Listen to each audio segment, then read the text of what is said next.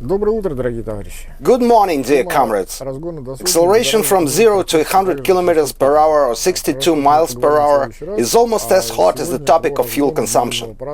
We'll talk about fuel consumption next time, but today about acceleration of Toyota Prado with a diesel 2.8 engine. Does it have guts, they say?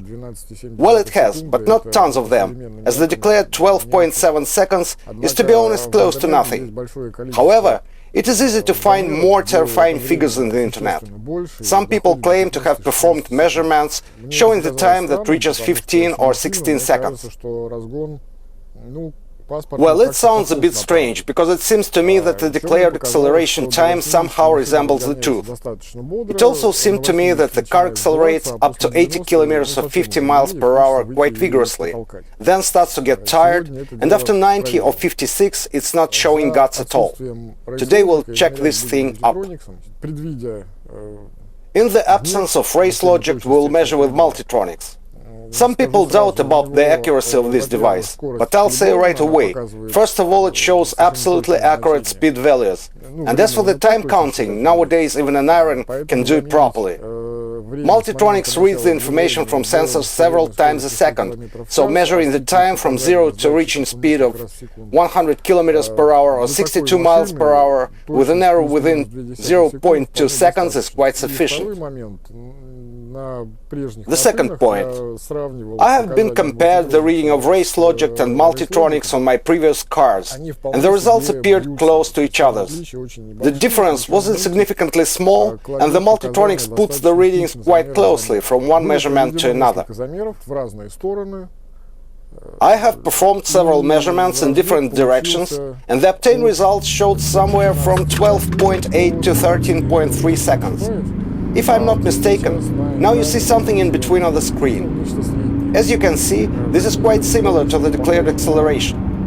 And now we will try to figure out, firstly, why it is so slow after all, because 12.7 is too much even for a slowpoke. And secondly, why many journalists and bloggers who use test fleet cars as a basis for their publications, why they have measured a lot more. Why does it ride so slow? Firstly, I was pleased to see my subjective feelings fully confirmed. Look at the graph. The moments of gear shifting are separated by vertical sticks, and the diesel, as you know, pulls well at low revs, and at high moments it starts to decrease.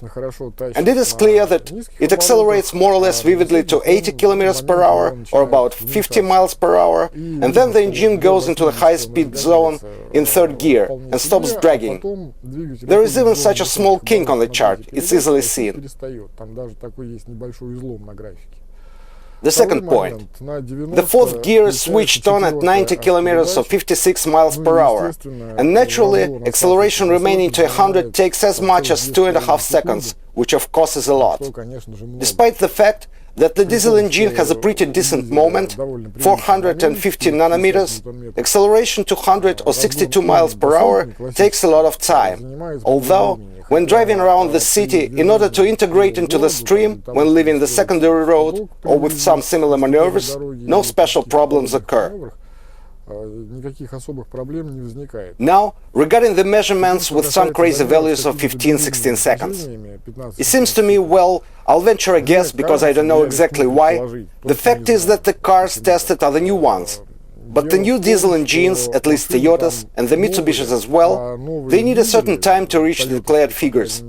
That is, when you take a new car, it feels like a 3-ton trailer is attached, and it doesn't go at all, and after a run of 5 to 10,000 it starts to drive more or less vigorously. My mileage is much more than 10,000, I mean the car has already run in. My feelings at first, when the car was new, were almost the same. And therefore my car shows almost declared figures, while the new cars try to be consoled with disgusting results of 15 and 16 and even 20 seconds. Everything is different depending on each particular engine. And another moment that may matter regarding the test fleet cars, you know, those cars don't have a proper host. Nobody uses them with care. Everyone who takes them on a ride beats the hell out of them, drives with the pedals stuck to the floor, and so on. Of course, the manufacturers say that modern engines do not need a running in. But I think this is bullshit. Anyway, mating parts needs at least some time for alignment. Of course, these are not old-timers and genes, but nevertheless we judge by the result. The figures shown by the new cars are much worse than on the cars that passed, let's call it a run-in or breaking in. So somehow like this. I hope the above didn't hurt you much and didn't force you to give up driving. Good night, and subscribe to overtake everyone. Назовем это обкаткой классическим термином. Так что как-то вот так вот.